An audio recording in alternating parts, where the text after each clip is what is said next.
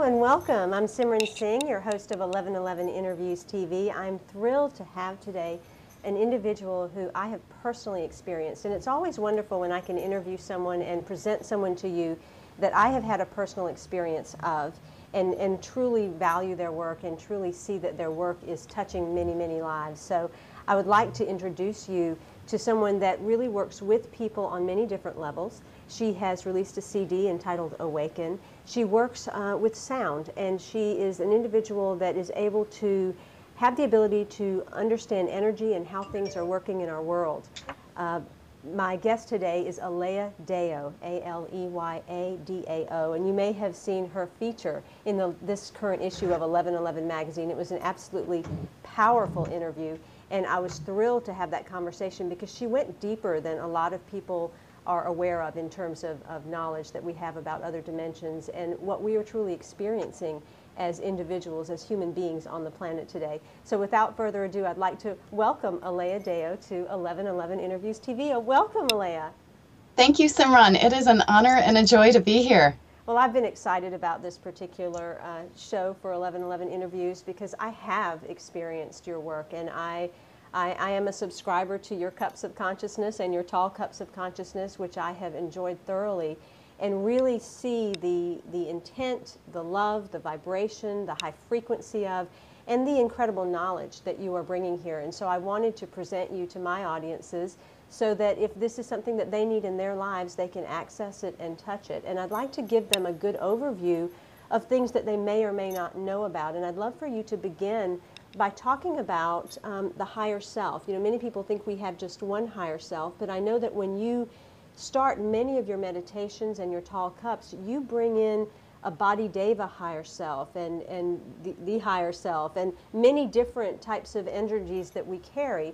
And I'd like for people to understand that there are many pieces and parts of us. There are many pieces and parts, and the very first concept that I introduce is that we live in a multi-dimensional reality. And in these other dimensions are aspects of ourselves, and I call that our higher self, our energetic self. With children, I call it the super self.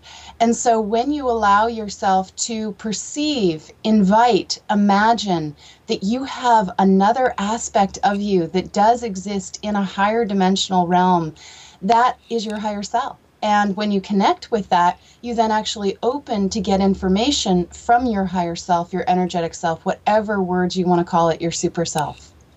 And when we call in our body or other energies, you also mentioned the team, that we have a team that surrounds us.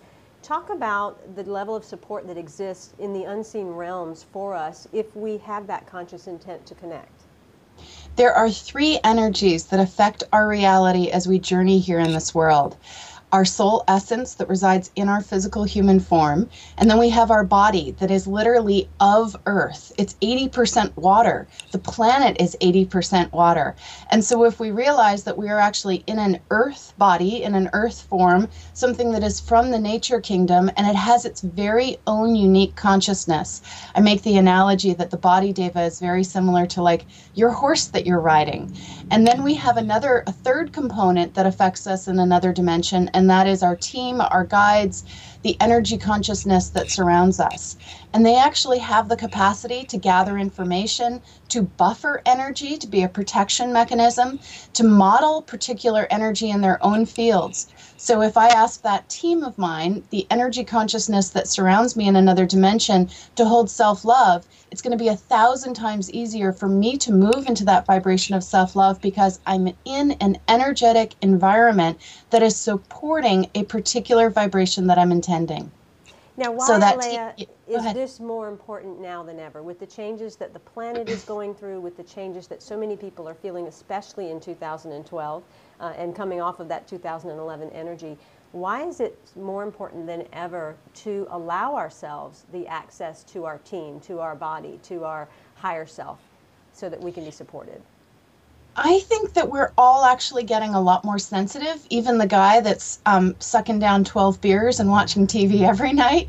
You know, I think we're all starting to feel this energetic reality that we exist in. We're all becoming more empathic. We're starting to feel that consciousness of oneness because we are on a planet that is going through an awakening process. And so every single being on the planet is awakening to some degree. And so these tools of realizing that there's actually three realities that affect my being, my journey here in life, and we start using the tools, we move into a greater degree of coherence, of balance, of empowerment, of being able to manifest. I know that there was the movie The Secret, but it only covered one aspect, and that was, you know, sort of the mind, of what do we do with our mind to create a certain reality. And I'm inviting people to tap into that sacred trinity, the mind, the body, the soul that resides in the body, and then the energy consciousness that surrounds us.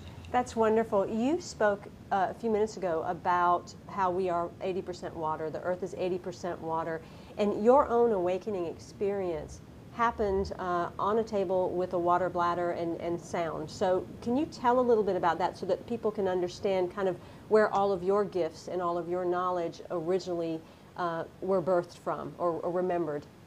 Yeah, when I was a young child, I would lay on of hands. I already had a healing current passing through me, and people would come to me and they'd say my shoulder is hurting, you know, even when I was in like fourth grade.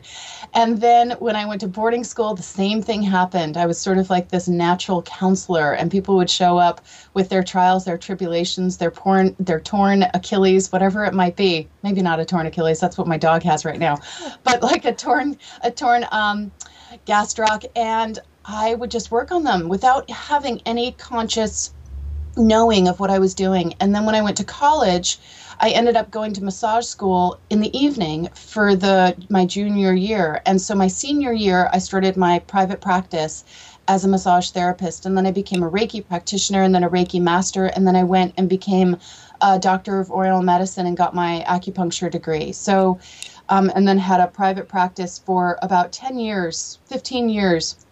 And in 2001, I, like most alternative healers, was a junkie for alternative healing medicine and would try any modality that was new and that I had come across. And there was a sound practitioner that had moved to town, and he had a sound table, which was filled with water with speakers underneath it and crystals dangling over. And I started setting up sound sessions, and in one of those sound sessions, my entire consciousness shifted within 30 seconds.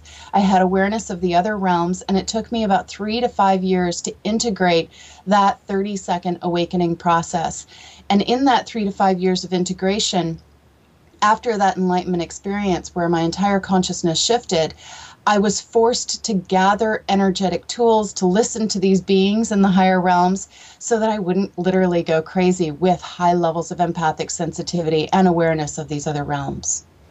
And there you bring up another important point, Aleya, and that is that awakening is, you would think it is an instantaneous type of thing, but it is a process. There is a calibration process that takes place, and there is an ability of the body needing to catch up and us needing to kind of allow it to synchronize with the field that we're in, which is this earth plane. And so how did you maneuver through that for people that are experiencing changes that they're not quite understanding? The very first piece is you want to be incredibly gentle with yourself and take yourself out of the concept of this is normal, this is not normal. So when you go through this awakening process, you might actually feel sensations in your brain. You might have really weird dreams. You might be experiencing things you've never experienced before. And you kind of have to take it out of the box of no longer reference pointing yourself of what you used to experience and how you used to feel. So everything is changing, everything is coming down, and to be incredibly gentle with yourself, and actually to be very discerning about who you share your information with. You don't want to say, oh, I just saw 15 beings and my guides are telling me that I need to go sit in stillness for 6 hours and eat celery. You know, it's like, you don't want to tell everybody that, because that is your own personal experience that's supporting you in your own personal awakening. And so I invite you to be incredibly gentle with yourself, gather the tools that, I mean, that's one of the reasons why I do the daily cups of consciousness, which we'll talk about. I do private sessions with people, and I do tall cups of consciousness to bring in energetic tools. So you are literally using your energy fields to assist you in balancing and stabilizing through this time of awakening that you might be going through. And so many people, when they go through something challenging, I think human nature, it's natural to want to kind of become a recluse and pull away and not share things because you think maybe you are going crazy, or maybe, you know, this is something that's abnormal, or maybe I'm sick and I'm not well. But we don't realize often that we need that support. We need to surround ourselves with people that have greater knowledge than we have, that can support us because they've been through the very same things. And I think that's the value of teachers, energy healers, people such as yourself that are bringing such information to the planet. Definitely. You touch on a huge critical component, and it's you want a safe, supportive, sacred team. So I had 5 different practitioners that would support me in that 3 to 5 year phase, and then I went to 2 practitioners, occasionally 3, and then as I balanced and stabilized, I needed people less and less. But during that critical time, that 3 to 4 to 5 year period of integrating that awakening, and everybody's different about how they go through an awakening process, but you need an incredibly supportive team, a massage therapist, an energy practitioner, a chiropractor, an acupuncturist, a craniosacral therapist, whatever kind of therapy calls to you. Aromatherapy is also very powerful. So kind of feel into the different modalities. You need something for your spirit, your soul, but you also need something for your physical body. Wonderful. Now, we talk a lot about sound, and you use sound tremendously. I know in your daily meditations that you send out, there's always beautiful sounds that come through that, and you talk about dolphin frequencies and different things like that in much of your work.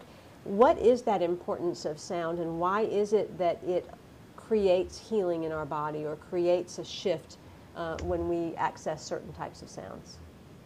Well, going back to the water component, we're 60 to 80% water, depending on how hydrated we are. And sound actually travels faster in water than in any other medium. And the whales, I think of the whales and the dolphins as kind of like these master sound healers. And there's been a ton of research of pregnant women going and swimming with dolphins, and the dolphins come up and do their little echolocation on the baby. And they're actually sending these little sound currents to the baby for balancing and stabilizing, sound currents to our physical bodies for healing. And people have reported miraculous healings after swimming with dolphins, and the dolphins literally go over to the area that's discordant and they do their little sound on it and it shifts it. And so they know the power of sound, and we do know the power of sound. It's like people will hum to comfort themselves. So anytime we start making a sound, it has the ability to shift the cellular consciousness in our physical human form.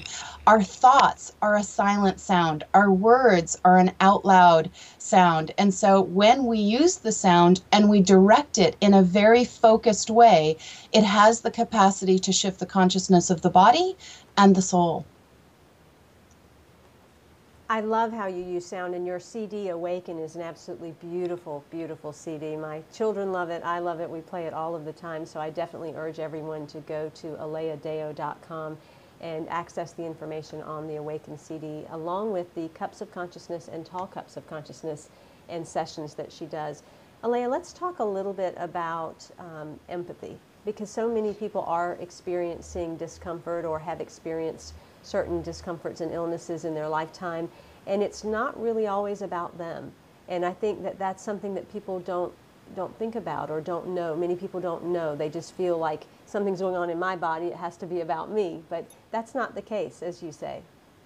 True. About 70 to 90, depending on the individual and the circumstance, what we experience is actually not our own. It might be the person that we're going to go and have tea with tomorrow. It might be a parent. It might be a friend, a partner, a lover.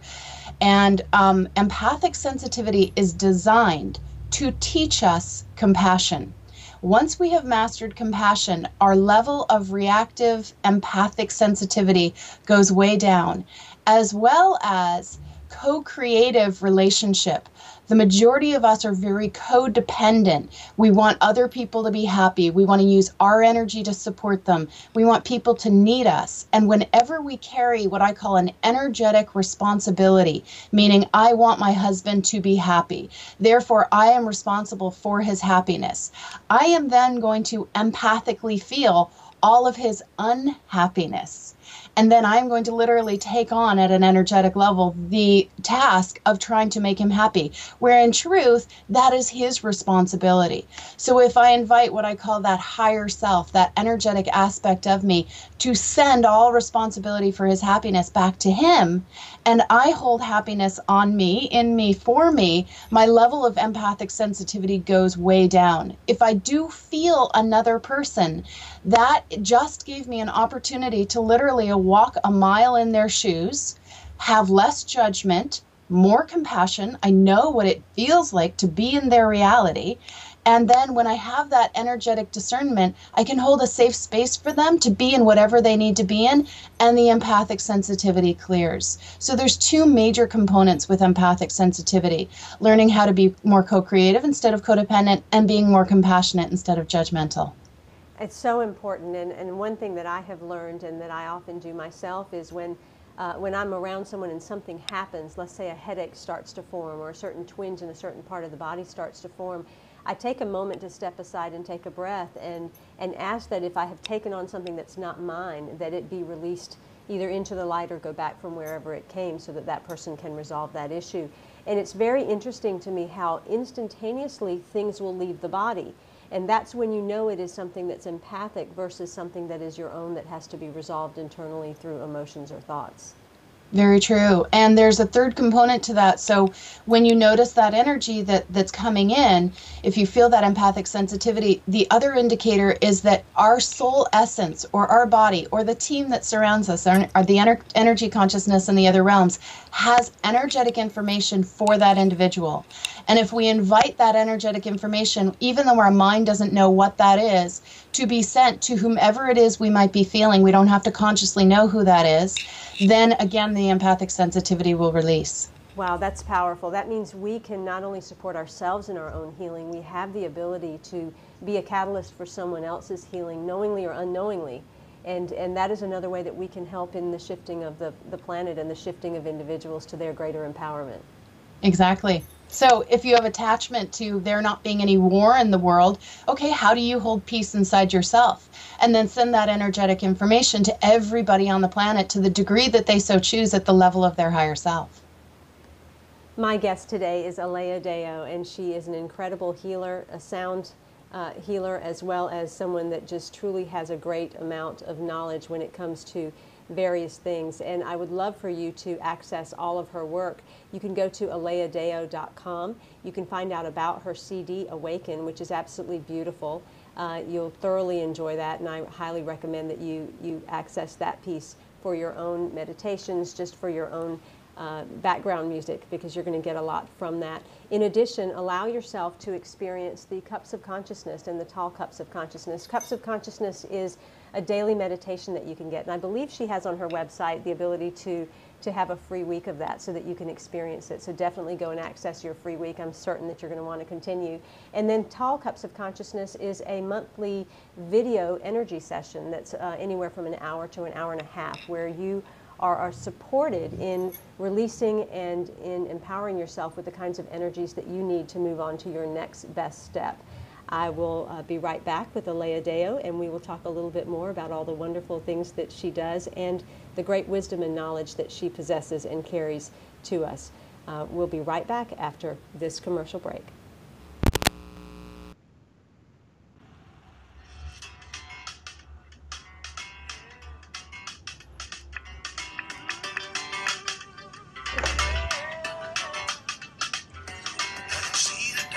purpose in your eye.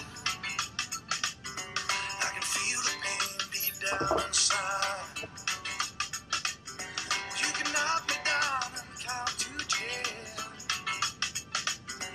and I'll be back up loving again, because I feel alive.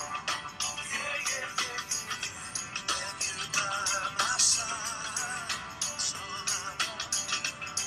I feel alive. Yeah, yeah, yeah, yeah, yeah. I feel alive with you.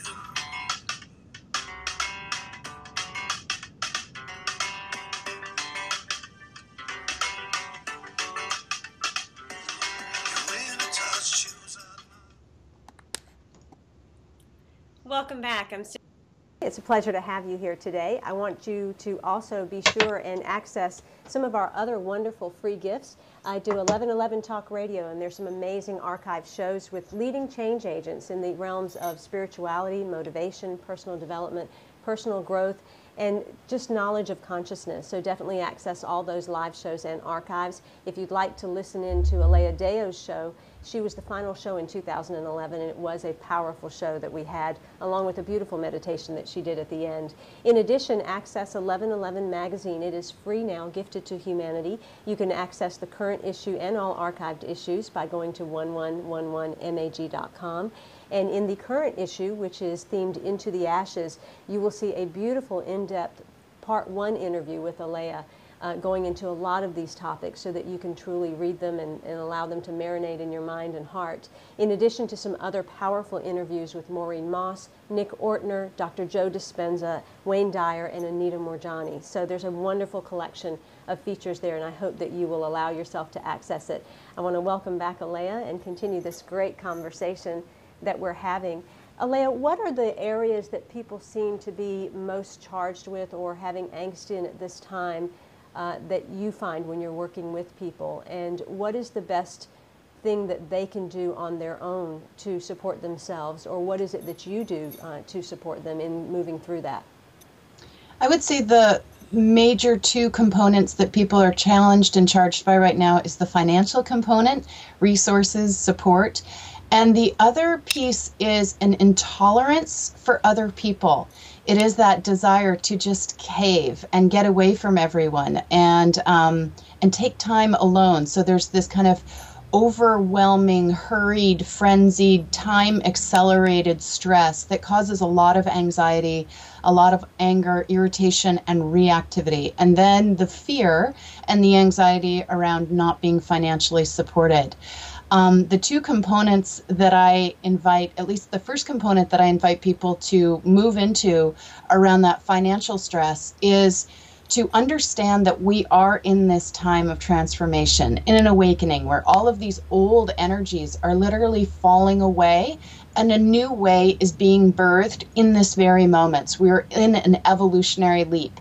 And in that time, as the old falls away, anything that we were creating from a place of lack, need, emptiness, validation, that's not going to be very sustainable in this new energy. So the most important piece is to start feeling how we are supported internally. And I speak about the divine line. In Oriental medicine, they call it the Hara line. In yoga, they call it the Sushumna. It's this river of light that flows down the front of our spine in our physical body. And that is where our essence resides, that divine aspect of us. And if we start bringing more and more of our awareness of where we are truly supported into that divine line, off of money, off of the job, off of being validated, approved of, appreciated, we then start accessing an inner resource that is then reflected in our outer world. And that takes time.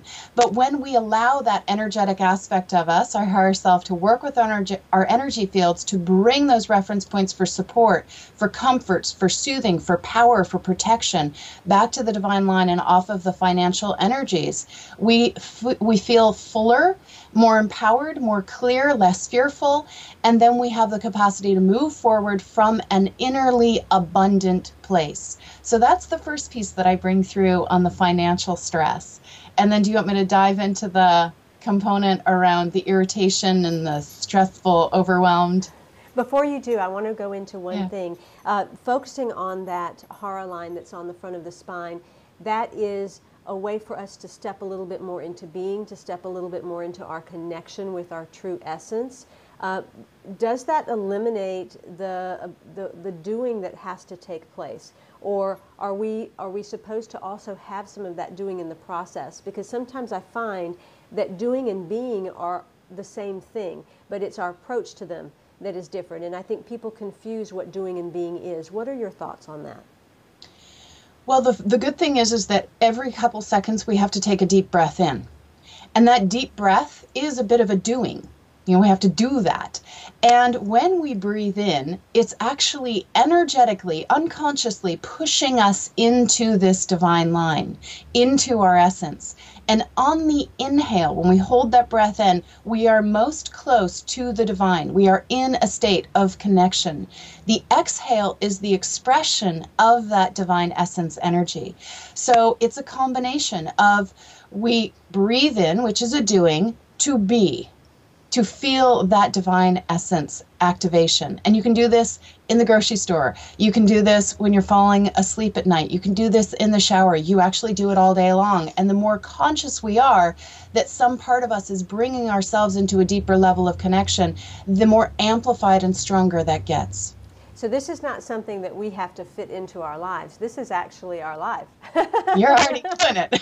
That's right. That's right. So many people try to fit spirituality into their life, but they don't realize that they are first and foremost that, and that everything else fits into that realm. So now, yes, talk about those people that are out there that are really getting under our skin and that are really pushing our buttons, and the ones that we want to either run away from and hide under a rock, or the ones that we want to go put in a room and lock up.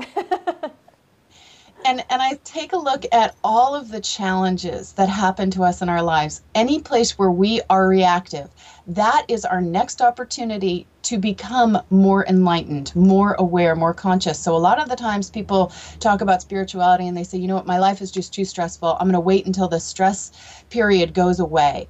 Well, I invite you to actually look at the stress that you've already created and use that as a mechanism for growth and evolution. And the key component to dealing with a stressor, an irritation, somebody that you want to hit over the head or run away from, we do the opposite of that which we are intending on mastering until we reach a certain level of evolution and we begin to practice that which we intend to master. So if I am being incredibly reactive and judgmental, then what my soul is really intending on mastering is compassion, patience, holding a safe space for somebody in their upset. So the question is, do I want to do the opposite? Or would I like to start bringing in the vibrations that I am truly intending on being in? So anytime we have a reaction, I invite you to flip it. What is the opposite of this reaction? What is the solution for this reaction? And then start to embody that and realize that you are then practicing that which you intend to master instead of the opposite. In terms of people driving you absolutely crazy, it's probably because you're not taking enough downtime for yourself. So again, even in the shower, we all take showers or baths. We all go to sleep at night. Allow that shower time to be literally cleaning and clearing your energy fields of all responsibilities that you're carrying for other people. You could do a meditation, either the daily cups or whatever works for you. Listen to beautiful music. Use that to clear your energy fields. When you're falling asleep at night, ask for a healing orb of light to be placed around you to clean you energetically of all energies that is not your essence up and off of all aspects of your being. And you're simply making a 10-second request to address that energetic part of you, and you'll start moving into a greater degree of peace and calm. This is really about being very responsible for oneself. It's really calling us to say, I can no longer be unconscious to my own needs, unconscious to myself, unconscious to the world that's around me, but I actually have to be proactive in dealing with whatever is showing up and responding in ways that are supportive to me, which will then be supportive to everyone around me. Is that what you're saying, Aleya?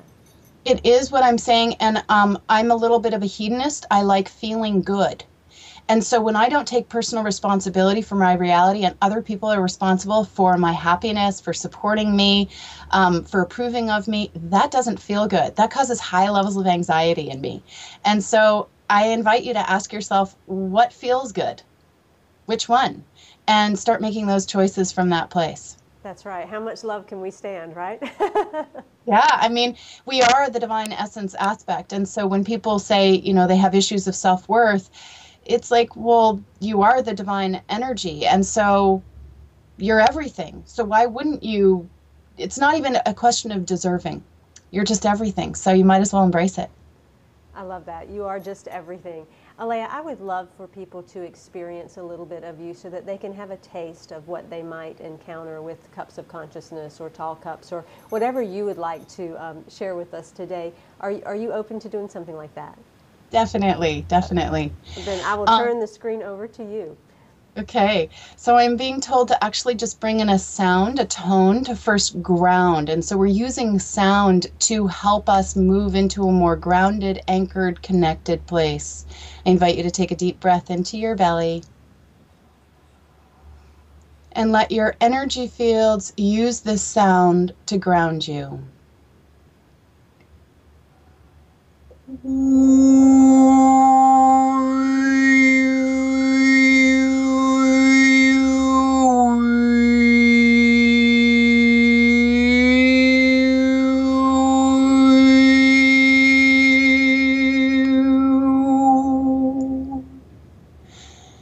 We invite that higher self, energetic aspect of you to connect with all of your resources, wisdom, pearls, power that you have acquired from all of your incarnations, to bring those resources back to you at the level of your higher self, to clean them, to clear them, to turn them in on you, to use your gifts in your own unique way,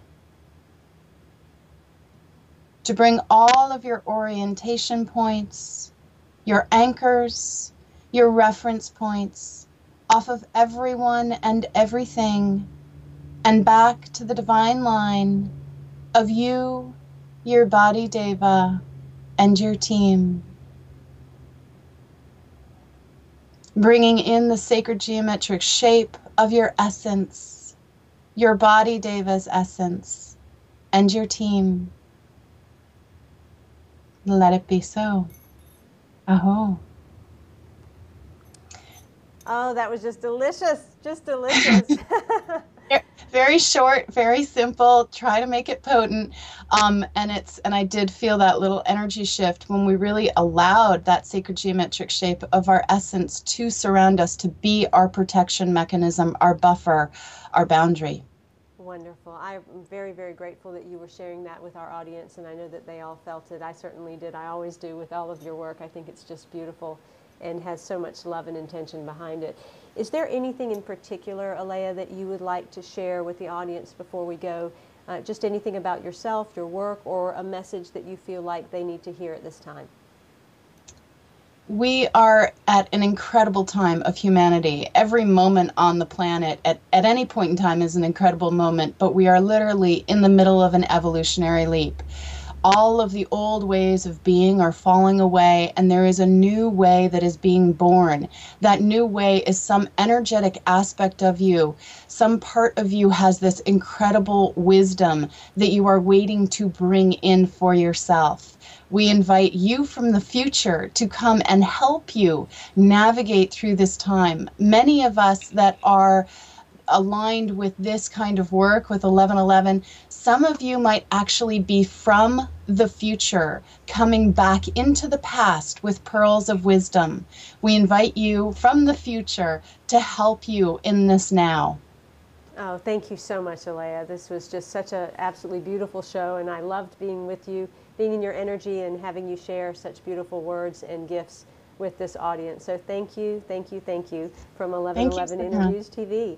My guest again is Alia Deo, and she is a gifted sound healer, many, many gifts. She allows her own vibration to come through as the Awaken CD that she has, Cups of Consciousness, Tall Cups of Consciousness, which is a monthly video energy session that can also be done over the phone in a group setting. Just some wonderful things to really support individuals in awakening to themselves in a stronger, more powerful way. I invite you to visit her website, aleyadao.com. That's ALEYADAO.com, ALEYADAO.com. Definitely visit there, sign up for a free week of Cups of Consciousness, and let yourself have that gift so that you can see what it's truly about. Also enjoy the current issue of 1111 magazine. Read her article. It has got so much profound insight, and there will be a part 2 that will appear in the May-June issue as well. So definitely read through both of those and enjoy that gift that I provide you from my resources. I am Simran Singh. Until next time, this is 1111 Interviews. Be well.